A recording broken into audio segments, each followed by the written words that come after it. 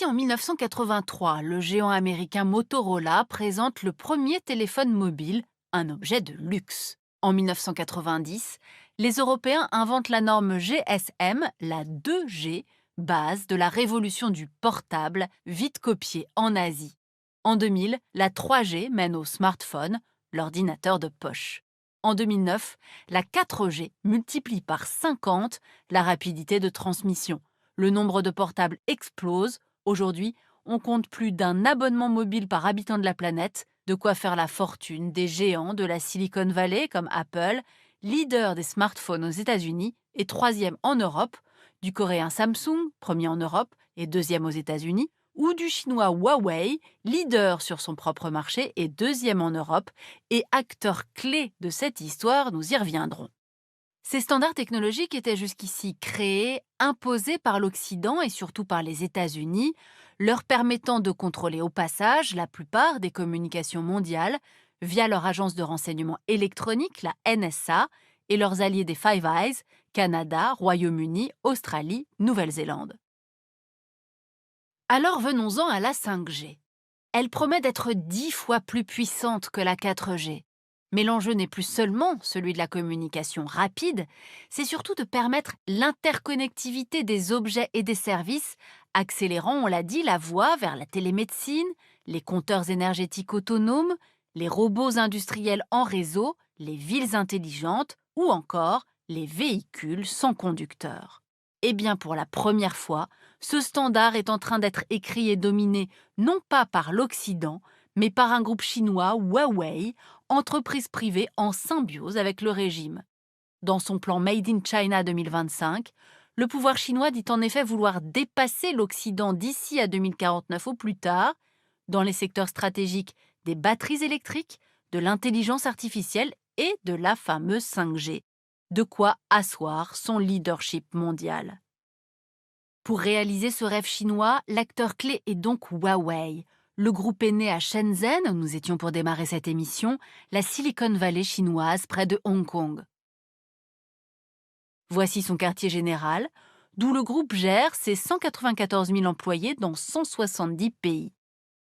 Huawei a été créé en 1987 par Ren Zhangfei, ex-ingénieur de l'armée populaire chinoise avec 14 employés. Très aidée par les banques de l'État, l'entreprise va grossir en équipant le pays en réseau télécom civil et militaire et en portable pour les 1,3 milliard de Chinois. Et puis Huawei va s'internationaliser. Regardez cette photo du dernier sommet sino-russe en juin 2019. Ce jour-là a été signé un accord invitant Huawei à développer la 5G en Russie. Poussé par Pékin, Huawei est aussi actif en Indonésie, Arabie Saoudite, Turquie, Mexique, Afrique du Sud, Suisse, Europe du Sud et de l'Est, sans compter des réseaux 5G testés un peu partout dans le monde. En 2019, Huawei devient le premier groupe d'électronique mondial en chiffre d'affaires, 122 milliards de dollars, devant Samsung et Apple. Il détient 29% du marché mondial, 34% en Amérique latine et 43% en Asie-Pacifique. Une expansion inacceptable pour Washington. Question de sécurité. Les États-Unis craignant que ce matériel made in China ne facilite l'espionnage et d'éventuelles cyberattaques chinoises. Question commerciale aussi. Aucun grand groupe de télécom américain comme AT&T et Verizon ne maîtrisant toute la technologie de la 5G.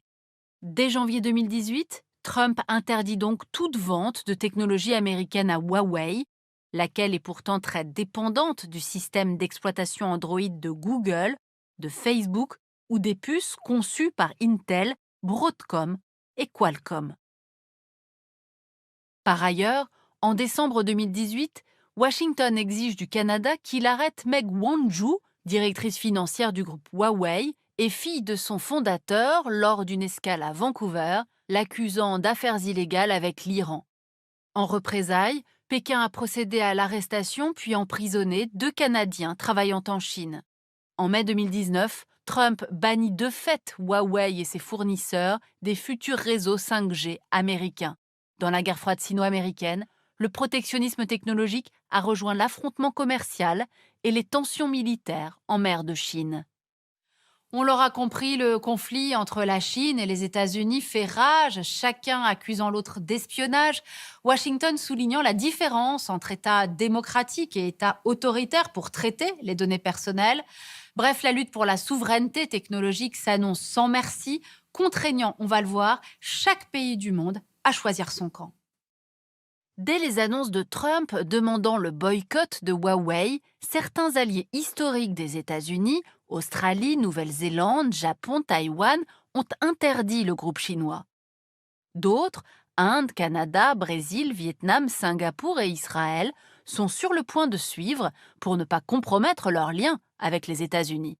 Alors arrêtons-nous sur le cas particulier de Taïwan. La petite Chine, ennemie de la grande, produit d'énormes quantités de semi-conducteurs indispensables à la 5G, et ce, pour le monde entier. Sauf que dès mai 2020, le géant taïwanais TSMC a stoppé toute livraison de ses puces ultra sophistiquées à Huawei, soit 20% de son marché. Et peu après, TSMC s'est engagé à construire l'une de ses méga-usines en Arizona, de quoi renforcer les liens Taipei-Washington et irriter Pékin. Mais d'autres alliés asiatiques des États-Unis, comme la Thaïlande ou la Corée du Sud, refusent de se fâcher avec Huawei. Grâce à son géant Samsung, la Corée du Sud, pays le plus avancé sur la 5G, ne souhaite se brouiller ni avec son protecteur américain, ni avec son grand voisin et client chinois. Alors venons-en maintenant à l'Europe, particulièrement divisée sur le sujet Huawei. Au Royaume-Uni, le débat sur la 5G a été le plus politisé. Londres a en effet d'abord donné à Huawei un accès limité à son infrastructure 5G, d'autant que le britannique Vodafone, troisième opérateur télécom mondial, l'utilise sur de nombreux réseaux européens. Mais à l'été 2020, volte-face, Londres, membre des Five Eyes, suit Washington et devra avoir banni tout équipement Huawei d'ici 2027. Voyons maintenant l'Allemagne, autre membre de l'OTAN. En 2020, la 5G divise la coalition au pouvoir. Si les sociodémocrates du SPD sont pour l'interdiction de Huawei, Angela Merkel ne veut pas froisser Pékin, son premier partenaire commercial. La Pologne, la Lituanie, la Lettonie, de leur côté, souhaiteraient que l'OTAN et l'Union européenne décident d'une position commune. D'autres, Hongrie, Slovaquie, Espagne, Portugal, ne comptent pas revenir sur leur feu vert donné à Huawei et prendre du retard sur la 5G.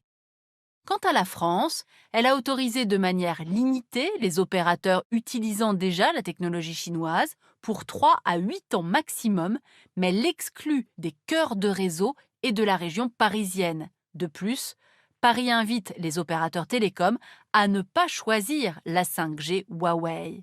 Cette cacophonie européenne explique l'indécision de Bruxelles.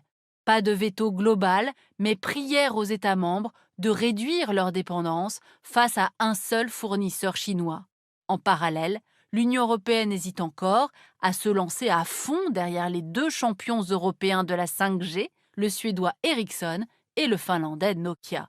Ericsson, deuxième du marché mondial de la 5G avec 27%, profite bien sûr de la guerre actuelle, gagnant des marchés en Allemagne, au Royaume-Uni ou au Canada contre les Chinois.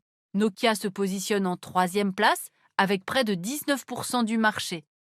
Mais l'Europe devra faire plus pour les soutenir face aux géants chinois, car à eux deux, Ericsson et Nokia investissent chaque année moins que Huawei en recherche et développement, Huawei qui reste le premier dépositaire mondial de brevets 5G. Bref, la bataille est lancée et elle sera longue, d'autant que Pékin dirige actuellement l'Union internationale des télécommunications de l'ONU qui impose les standards de demain. Et au Moyen-Orient et en Afrique, elle continue de soutenir son champion, Huawei. Éthiopie, Angola, Nigeria, Mali, RDC, entre 2000 et 2017, le groupe chinois a déjà signé 47 projets de développement en 5G sur ce continent très demandeur de technologie. Des contrats souvent liés à d'importants crédits offerts par la Chine. Et voilà pour cette 5G au cœur d'une bataille au sommet entre les États-Unis et la Chine, mais aussi au cœur d'un débat philosophique et environnemental.